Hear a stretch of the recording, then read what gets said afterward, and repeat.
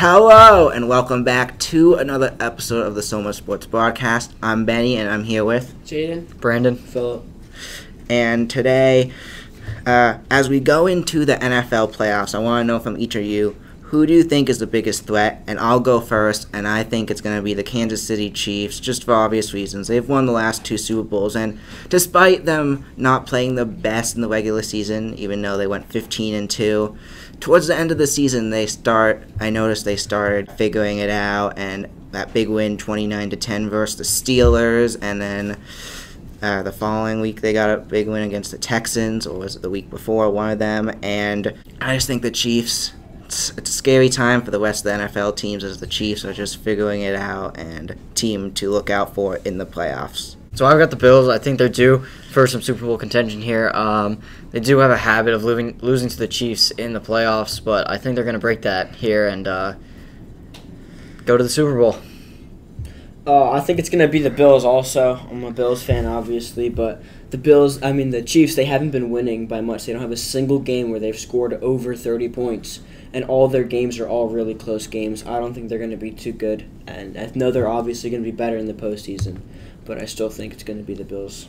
I think the Chiefs are just going to make it. I think they're, definitely a big threat. I think some teams definitely have to strategize when playing against them. Alright, so next up we have some results from Soma Sports, and we're going to get started with basketball, so Philip, take it away. So on the 13th, the Somers had a tough loss over Putnam Valley, tough opening night loss to a well-coached and pretty solid Putnam Valley team.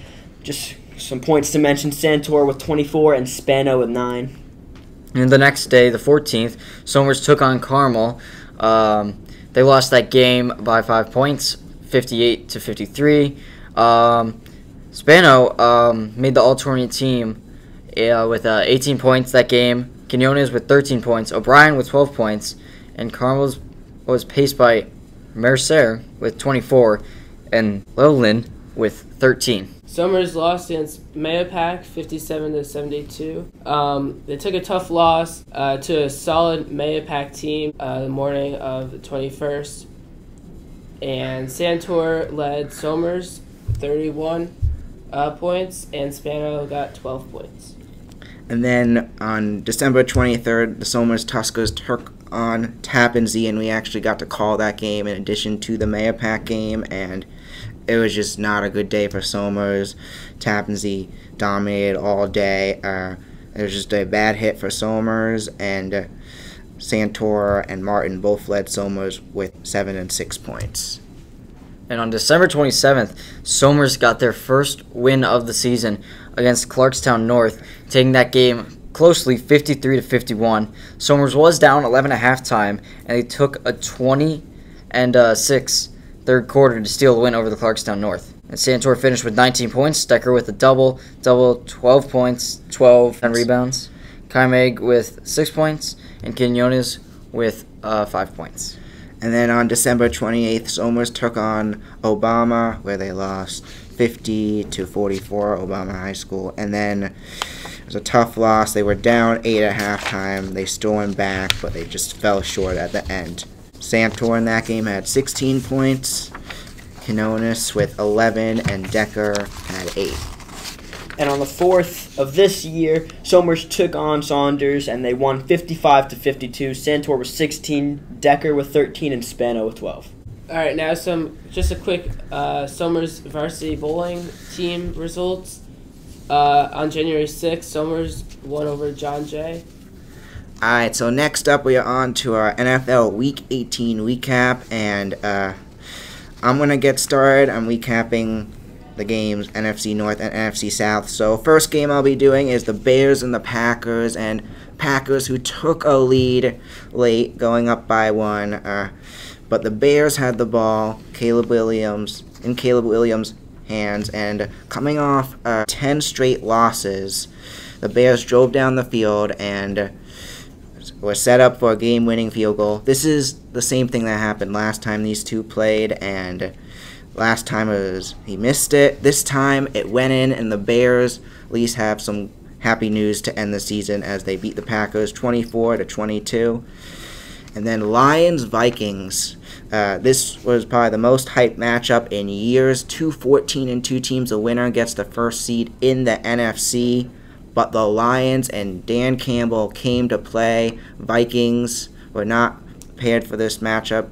Lions were. You could see that right out of the gate as they dominated to win 31-9. The Buccaneers took on the Saints. Buccaneers needed to win this game to clinch the NFC South, and it was exciting as both games go on, finishing at the exact same time. But the Buccaneers did get the win over the Saints, playing good in the second half. And then the Panthers took on the Falcons, and it was a shootout game. Tied at 38, went into overtime, and the Panthers won 44-38 in overtime. And next up, I'm going to be doing some of my games here. So we got Giants and Eagles. Eagles were going to win that game 20-13.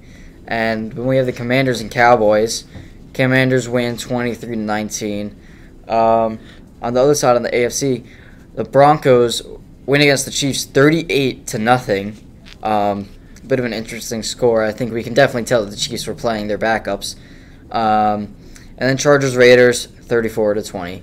Chargers. I just want to add something in about the Chiefs. It's only the second shutout all year. Surprising the Chiefs will on that list. All right, now we're doing AFC East and AFC North. The Patriots took on the Bills. Sadly, the Bills lost because they sat all their starters. And then Dolphins, Jets. The Jets actually won this game 32-20, just so the Dolphins couldn't get into those playoffs. Now on to the AFC North. The Bengals beat the Steelers trying to fight for a playoff spot, but sadly they didn't because the Chiefs lost. But if the Chiefs were to win, they'd kick the Broncos out the playoffs, and the Bengals would have been in. And then next we have the Ravens taking on the Browns. The Ravens won this one 35-10.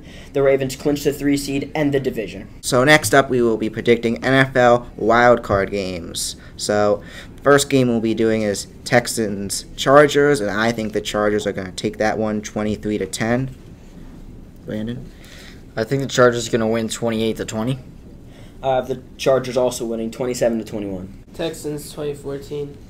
And then we have the Ravens taking on the Steelers Saturday night, and I have the Ravens taking this one 31-17, pulling away at the end. Ravens 21-13. I also have the Ravens winning 35-14. Ravens 28-20.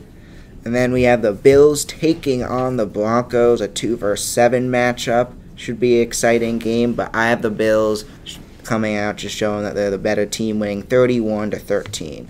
Yeah, I also have the Bills winning 34-14. I mean, pretty obviously have the Bills also winning. I have them 35-17. Bills 14-6. And then now we have the Eagles and the Packers. This could be the game of the week. And I have the Eagles winning this one 43-33 in a shootout. But however, I think Packers do win this if Hurts does not play due to his injury. I have the Eagles winning 42-38. I also have the Eagles winning 35-27, but I also agree with Benny. If Jalen Hurts doesn't play, then I do think that the Packers are going to win. Eagles are going to take it 21-14. I think regardless who the quarterback is, I think the backups are great. I think Eagles are going to take it no matter what. So next up we have the Buccaneers taking on the Commanders, and I think the Buccaneers will win it in a close one, 26-23. I think the Bucks also close. Bucks are going to win this 38-28 in overtime. I also think the Bucks are going to win, but it is possible because Jaden Daniels, bunch of good last game-winning drives, but I think the Bucks are going to win 27-21. I think the Bucks are going to take it 13-7. And then finally, you have the Vikings taking on the Rams, and I think the Vikings are going to take this one, making it a 2-score game at the end to win 33-24. I do believe the Vikings will win 28-17. I also think the Vikings are going to win, but I think it's going to be a little closer than people think. I think it's going to be 33-31. Vikings 28-23. Alright, folks, so next up, I am going to be updating you, letting you know what's going on in the college football playoffs. So this is the first time they're doing the 12-team format, and I'm going to be recapping what happened New Year's Eve, New Year's Day, so forth, those games in the championship 8 or whatever they call it for college football. And I'll get started. The 5th seed Texas took on 4th seed Arizona State, and late in the game, Texas was up 24-8. However, Arizona came marching back, tie the game at 24. The game went into overtime. I watched this game. It was an exciting game, and both scored touchdowns in the first period, and in the second overtime period, Texas went down the field, got a touchdown to go 39-31. They went for 2. And then Arizona State quarterback threw an interception close to the red zone, which sealed it for Texas to win 39-31 in overtime. It was an amazing game. And then next up, we have Penn State, who took on Boise State. And this game mostly dominated by Penn State. And an upset as well, as the lower seed beating the higher seed. 6 seed beats the 3 seed, 31-14. And then we have Ohio State, the 8 seed, taking on Oregon. And it was domination by, you thought I'd say Oregon. No, the 8 seed, Ohio State, dominated. They were 1 point up, 31-0.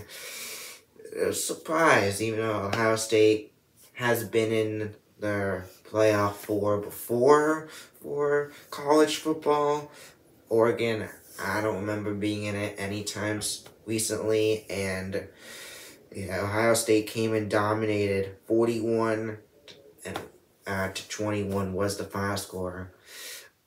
Oregon made a close end, but Ohio State, the 8 seed, upsets the 1 seed. And then finally we have Notre Dame, Georgia. This game was postponed to January 2nd, and it was a defensive game. 6-3 field goal battle towards the end of the first half, but 30 seconds ago, Georgia fumbles the ball, and Notre Dame recovers it at the 13-yard line. Notre Dame then gets a quick touchdown to go 13-3 before half. But to push the momentum even more so in Notre Dame's favor. Then the first play of the second half, it's a kickoff return one for a touchdown to go up 20-3. After that, it's just domination by Notre Dame. Georgia gets a touchdown, Notre Dame gets another field goal. 23-10, Notre Dame upsets Georgia.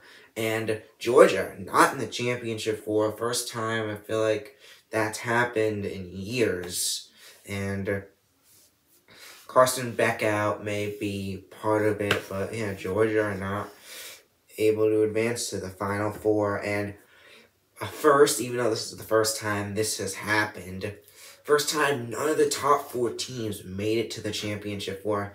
It was actually the 5 through 8 seed beat the 9 through 12 seeds, so it was the higher seeds who won the first round, and then it was the lower seeds who won the second round. So, final 4 teams, it's going to be the 5 seed through 8 seed. So, we have the 5th seed of Texas, who takes on Ohio State. I think it's going to be Ohio State who takes that one. That's going to be an exciting one. And then we have Penn State and Notre Dame. I think it's going to be Notre Dame who takes that one. So Notre Dame, Ohio State, a 7-8 game. And I think it's going to be Ohio State, the 8 seed, who takes it all. I want to know what you guys think in the comments below. Alright, so now joining us we have Patrick, a new member of our club, and hello everybody, and today we have a new segment for you today, all about F1. And today we'll be talking about the confirmed driver changes for the 2025 season. And to kick us off, we have Lewis Hamilton going from Mercedes to Ferrari, driving along with Charles Leclerc. And now we have Charles Leclerc's previous teammate, Carlos Sainz, moving from Ferrari to Williams. Big surprise among the community, if we're really being honest here. And now, since Lewis Hamilton has left Mercedes with an open driver's seat, we have Mercedes picking up a new driver from Formula 2. And his name is Kimi Antonelli. Promising prospect for the team, and I hope he achieves great things. And next, we have a new driver to the grid, and his name is Franco Colapinto. He joined midway through the 2024 season to fill in for Logan Sargent at Williams. and he was set to continue racing for the team till the end of the 2024 season. So he's been gone. He's gone. And next, we have Sauber. They decided to do something pretty odd at this point in time. They've decided to change up their entire driver lineup from Valtteri Bottas and Zhou Guanyu to Nico Hülkenberg and Gabriel Bortoleto. And then we have Red Bull. Max Verstappen's new teammate for the 2025 season is Liam Lawson. Great prospect. Hope he achieves amazing things. And now we have a new face as well. He debuted in F1 with Ferrari, and he is now continuing his career in Formula One with Haas. And finally, we have Valtteri Bottas rejoining Mercedes as the reserve driver for 2025. So next up, we are doing NFL playoff predictions from Wild Card on. So we already did Wild Card, so in the divisional round, we won't be doing scores for this. I have the Chiefs taking on the Chargers, and I think the Chiefs are going to take that one. Ravens, Bills, as much as I want to see the Bills win this game. Ravens did beat the Bills earlier this season, dominated them, and I think Ravens are just the better team in this matchup. Ravens take that one. Lions, Vikings, I think the Lions take that one. And Eagles, Bucks, I think Eagles get revenge of their Week 4 loss against the Bucks and take that one. Chiefs, Ravens, I think the Chiefs fortunately take that one. And Eagles, Lions, I have the Lions taking that one. So we have a Lions-Chiefs Super Bowl, and I think this is when the Chiefs' reign finally ends and the Lions are going to take this one. All right, so I've got Chargers and Chiefs playing in the division round. I think the Chiefs are going to win. And then we have Ravens, Bills. The Bills are going to win there. On the other side in the NFC, we have Lions against Vikings. Lions are going to win that pretty easily, I think. And then we have Bucks, Eagles. I think the Bucks are going to win there. So coming down to conference championships, in the AFC, we have Bills taking the win over the Chiefs, heading to the Super Bowl. Chiefs' reign ends in the conference round, not the Super Bowl. And then in the NFC, Lions beating the Bucks, meaning our Super Bowl this year would be Bills against Lions. I think the Bills are going to win that game in a close battle. All right, so I kind of have very, very similar to Brandon. I have the Chiefs beating the Chargers. I have the Bills also beating the Ravens. I have the Lions beating the Vikings, but this time I have the Eagles beating the Bucks if Jalen Hurts plays. If not, then I do see the Bucks taking that. In the conference championship in the NFC, I have the Lions taking it over the Eagles. And then I have the Bills taking it over the Chiefs. And just like Brandon, I have the Bills as my Super Bowl winners. All right, so next up, we're going to be debating who do you think deserves to win Coach of the Year in the NFL and why. So I'm going to go first, and until last week, I was going to say Kevin O'Connell for sure, but I'm going with Dan Campbell because he really coached the Lions well to play their best football each week, even with the amount of injuries they faced this year, and led them to the number 1 seed with 15 wins, a franchise that, has not had the best luck throughout their whole franchise. And the reason why I put Campbell for Coach of the Year, because of the Week 18 performance, I think that just sealed it, because they dominated over the Vikings coming in the same record, and they came in prepared and ready, and also all the injuries a lot of players were out, and they were still able to get it done. I think a very impressive performance by Dan Campbell and the Lions. An honorable mention is Kevin O'Connell. He also had a very impressive season. He basically turned a team that was doubted and a QB who was doubted, a bridge QB, into a star, leading them to 14 wins. And the defense improved a lot, and just not much to say. Just impressive. I have Jim Harbaugh of the Chargers, his first season, and he led them to a major turnaround. Philip? I have Kevin O'Connell. I also do want to put Dan Campbell, but Kevin O'Connell turned a team that was supposed to be like 6-11, maybe 5-12. He turned them around with a quarterback that's Sam Darnold, to an almost MVP caliber quarterback. They went 14-3. They only lost, I think, to the Lions and the Chiefs. but he turned such a bad team around, and he's making them look really good. So that's really it. I just have Kevin O'Connell as my coach of the year. So now we're gonna do on one of our last parts. What other NFL coaches do you think will be fired this off season? Mayo and Peterson have already been fired, so let's start with you, Benny. So I think another coach is going to be fired. The Cardinals coach, Jonathan Gannon. Cardinals, this was supposed to be their year, and a lot of things did not work out. I just think they need to start fresh from the beginning. There's some good coaches available, like Vrabel, and a few other good names as well. And I think they just need to start fresh. Brian Callahan, the Titans coach, it was just a very upsetting year for the Titans. And they had a good team as well, a lot of good receivers. Not that bad defense, but just somehow they got the #1 draft pick and the worst record in the NFL. And also, Brian Daboll, sounds like they're going to continue with him, but personally I think they should move on from him, start fresh, same thing. Especially with Malik Neighbors. It would be bad to see that talent go to waste. And then Raiders coach Antonio Pierce, which actually got fired as of yesterday. So, yeah. Brandon, how about you? I've got the Giants head coach Brian Daboll here, and then Jaguars Doug Peterson. So I also have Brian Callahan. You had a great, talented receiving core, and I just don't think he did well with it. I also have the Cardinals coach Jonathan Gannon. You had one of the best draft prospects, Marvin Harrison Jr. You barely used him. You extended James Conner to a lot of money, but he's not. He's good. I think he's top 10, but way too much money, and he's really old. And honestly, I think the Raiders head coach too. I mean, you let go of Devontae Adams. That was smart. He's really old, but I think they just want to take that. Brock Bowers is great. I think one of the best parts in the draft. I think they want to turn it around and turn that franchise around.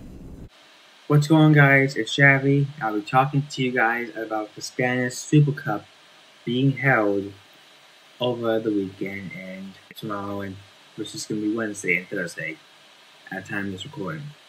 So it's going to be involving 4 teams. 2 from the top 2 places in the Spanish First Division, and 2 were going to be in the Copa del Rey, or the King's Cup, in Spain last year. Who were in there last year in April and May, the final leg.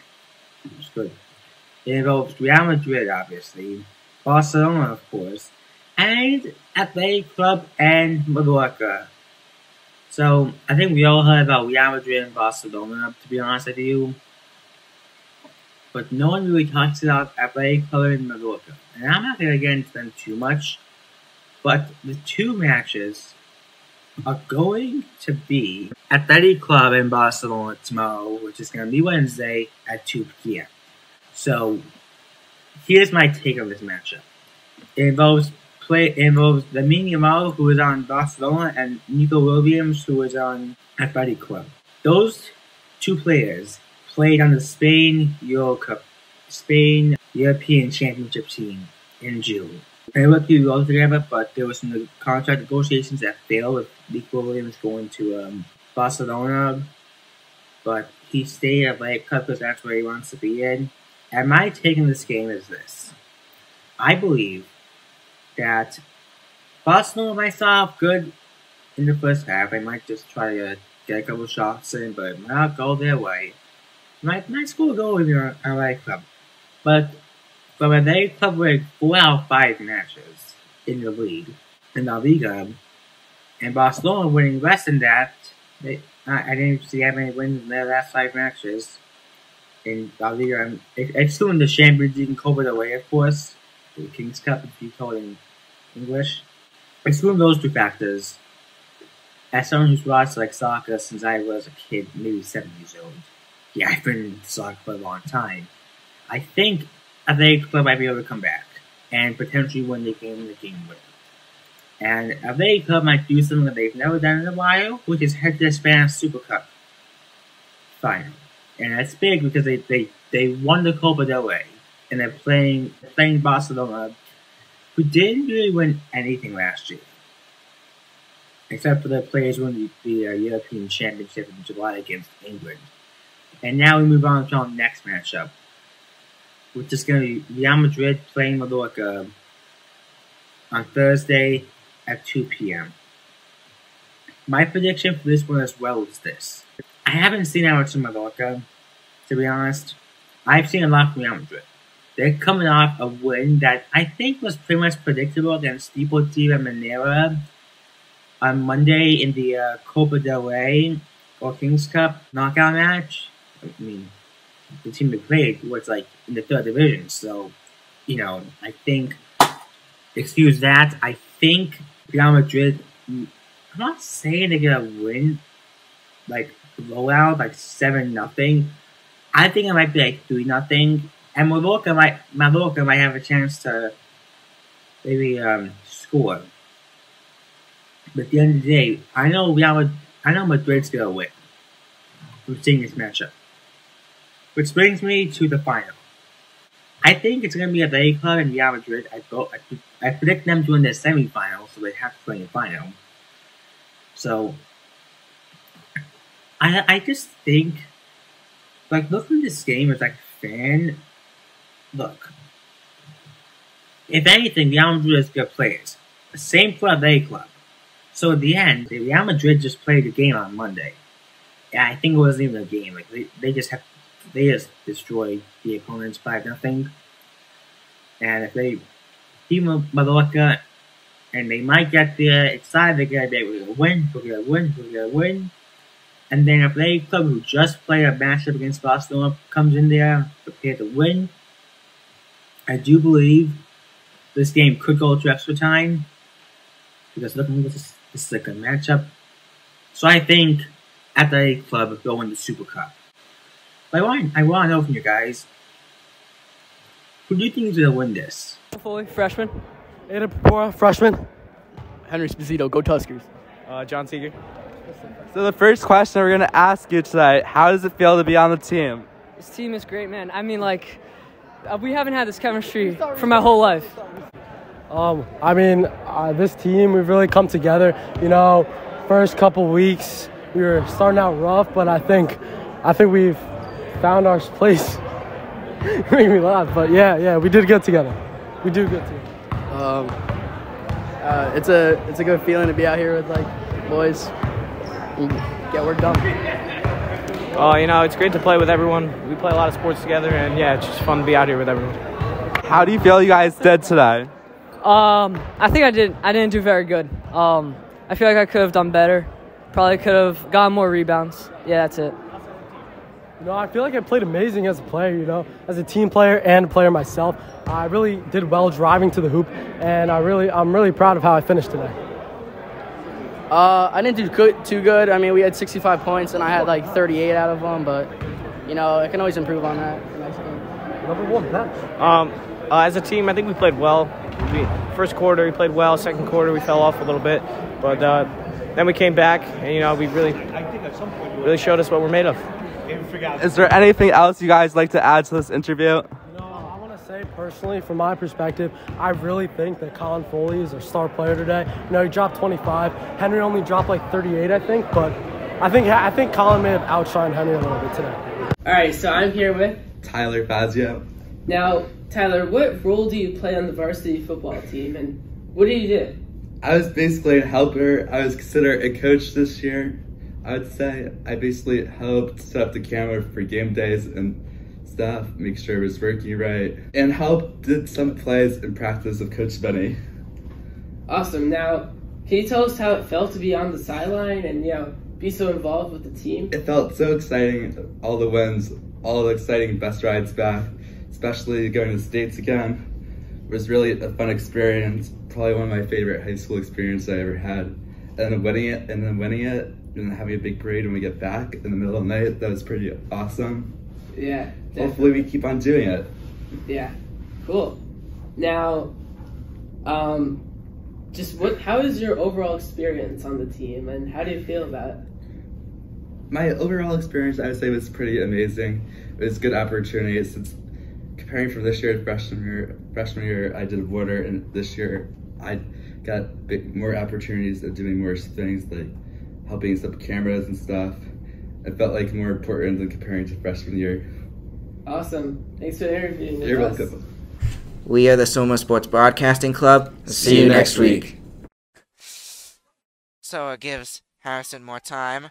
And another wide. There. A fumble! This could be game! A fumble! Let's wait to hear what the refs say. And the Somers Tuskers will get the ball back. The Tuskers will advance.